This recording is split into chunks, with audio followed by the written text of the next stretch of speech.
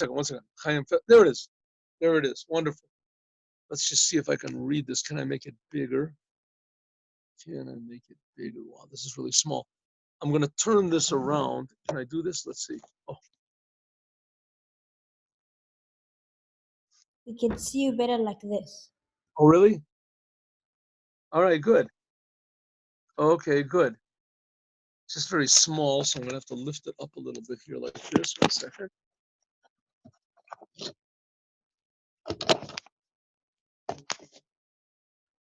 Oh. Excellent. Sorry. All right. Do you see me? What's that? I don't see this thing. Where is the text? Oh. Okay, we did Sif Yud. Excellent. We did this. Let's just go. Oh, I can't move it up. You'll have to move it up a little bit. One more. Sif Yud Aleph. Sif Yud. What happened to Yud Aleph? Not here. We don't need it. Okay. Okay, it's a little bit different language than it is in the Shulchan Aruch, but that's okay. Let's do Yud Aleph.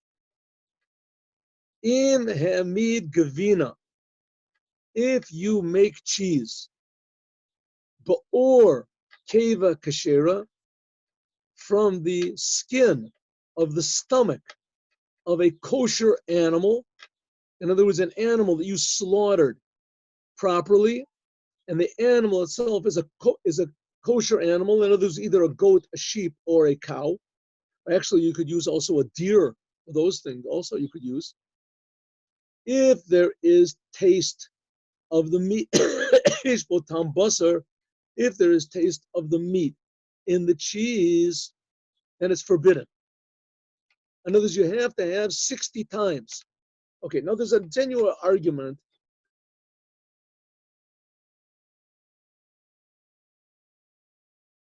between the Machsif.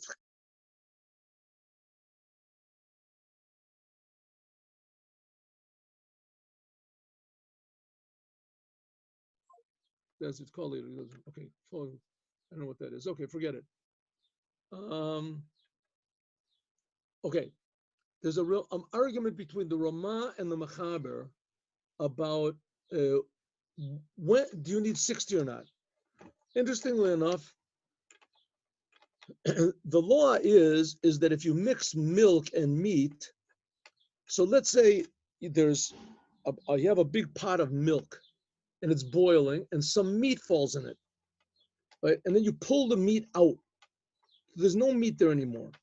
So we say it doesn't make any difference. You still have to worry about the taste of the meat that's in the pot, in the milk. The taste of the meat. How do you determine that? Says the Ramah, you determine it if there's 60 or not. You have to know how much meat there was that fell in. You have to estimate, was there 60 times as much milk as meat? If there is 60 times or more milk than meat, then the whole thing is permissible. Same thing the other way around. You have a big pot of cholent, and there falls in a piece of butter into the cholent. If there is 60 times as much cholent as butter, then the whole thing is permissible. If there is not 60 times, if it's less than 60 times as much cholent as butter, then the whole thing is forbidden. That's what the Ramah says. You have to estimate if there's 60 or not. And this is even if you found the butter and you pulled it out, or you found the piece of meat and you pulled it out, doesn't make any difference. The taste of the thing is considered to be the thing itself. So says the Rabbi Moshe Isserles. But the Mechaber, the Beis Yosef, he's got the big letters. He said, no, you don't have to have 60. You bring a non-Jew. You bring a non-Jew and the non-Jew tastes it. If the non-Jew, it has to be a non-Jew that's an expert, that he knows how to taste, a kfela, and that he tastes it. If he says that there's a taste of, let's say in the case we had meat fell into milk, he tastes the milk and he says there's a taste of meat in it, then it's forbidden. Even if there was 60 times milk against the meat. But the non-Jew says, he tastes it and he says there's the taste of meat there, it's forbidden. And even if there wasn't 60 times milk, if the non-Jew says there is no taste of meat, even if there isn't 60, nevertheless, the whole thing is permissible. So in other words, generally speaking, the Mechaber, he grows according to the taste, really the taste. And the Ramah says we're not experts in tasting anymore. You have to always have 60. So this is the law we're using over here. You have a big cheese factory. You want to make cheese. How do you make cheese? You get milk, a big vat of milk. It has in it 6,000 gallons of milk. 6,000 gallons of milk. Now, what's 1/60th of 6,000? What's 1/60th of 6,000? Huh? What do you say? 100. So you have 100 gallons, 100 gallons of meat. 100 gallons of meat fall into 6,000 gallons of milk. Multiply 100 by 60, you get 6,000. So if by accident, this is an accident, you can't do it on purpose. By accident, 100 gallons of meat fall into 6,000 gallons of milk. So is there 60 times as much? Yes, there's 60 times as much milk as meat. Therefore, the whole thing is permissible. You can't do this in the beginning. You can't take a meat and throw it into milk just because there's 60. You can't do it. Okay. Now, here's another case. That's one case when it's boiling. Here's another case. You want to make cheese. Let's go back to our cheese thing. You want to make cheese. How do you make cheese? You have to throw in or a little bit of the stuff that's found inside of the stomach of the cow, or a little piece of the meat from the stomach of the cow. Now I think they do it synthetically. They make chemical or whatever. But anyway, you take a little piece of the cow's stomach and you throw it in. If there is 60 in the milk against that meat, then it's okay. The whole thing is permissible. If there's not, then the whole thing is forbidden. What if that little piece of meat that you threw into the milk came from a not kosher cow, a cow that was slaughtered wrong, nevela or treifa, or it came from a camel or a horse? Then even if there was 6 million times as much milk as the stomach, the whole thing is forbidden. The whole thing is forbidden. For a Jew, all forbidden. A non-Jew would be able to get pleasure from it because he wasn't cooking. Okay, let's go to this. Oh, I can't scroll up. So go down, where was it? You had law number 12 over there. Go down to Sif 12. Sif Yud Base. Sif Base. There it is. Sif Base. I see you lumped the whole thing together and Sif Yud, the whole thing of the stomach milk. Did you find milk in the stomach? That's Yud, Yud Aleph, and Yud and Yud Aleph you put together. Okay, Yud Base. Imamid Gavina, but if you made cheese ba'or keva kashira with the skin of a kosher animal, yesh bo tam basar, if there's the taste of meat, this is the mechaber. He says everything goes according to the taste. You get a goy, you taste it. If there is no goy, then it has to be 60. Asura. If not, if there is no taste of meat in this milk, then it's permissible. Overall, but hamid, if you make a mistake and you try to make this cheese, you throw a piece of keva nevela or treifa, you try to throw a piece in the milk, you throw a piece of a stomach that comes from a cow that's nevela. What does it mean, nevela mean? It means it wasn't shechted properly. It didn't die according to the Torah. Or treifa. What's treifa? Treifa means that it was shechted properly, but it had some sort of a problem, a hole in the lung, a hole in the brain. That you learn in the laws of treifas. That's right in the beginning of Yeridea. And with shchita.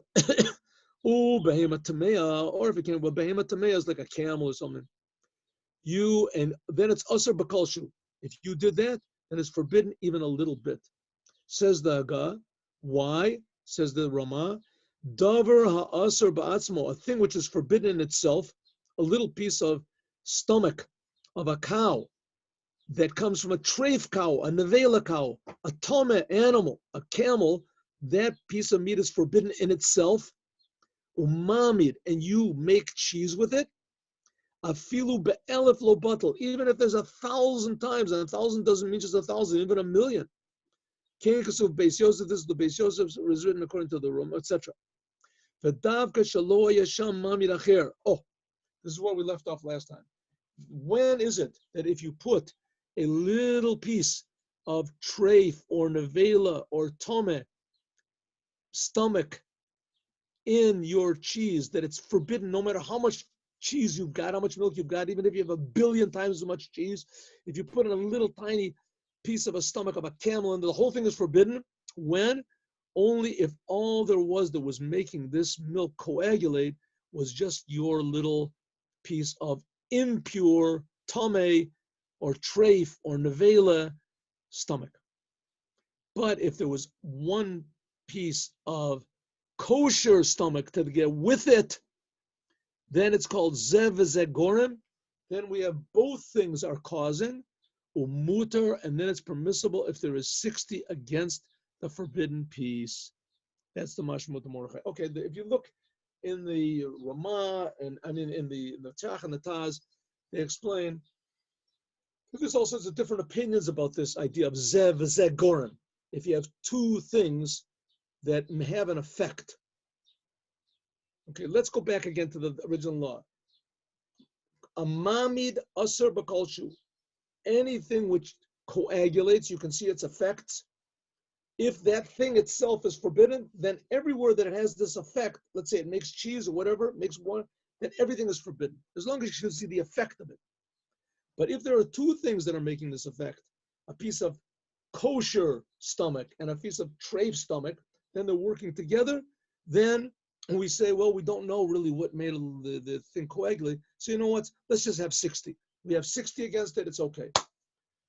And there are some opinions that say that it doesn't work that way. It has to be that neither one of them had the power to do it on its own.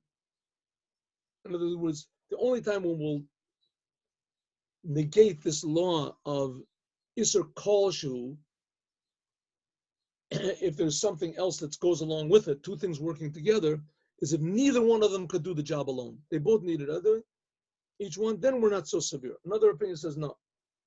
It only works if the kosher one could have done it alone. The kosher one could have done it alone. Then we'll say, okay, that we'll learn. If you want to learn, we can continue. We'll learn the laws of zeh, v'zeh, gorim.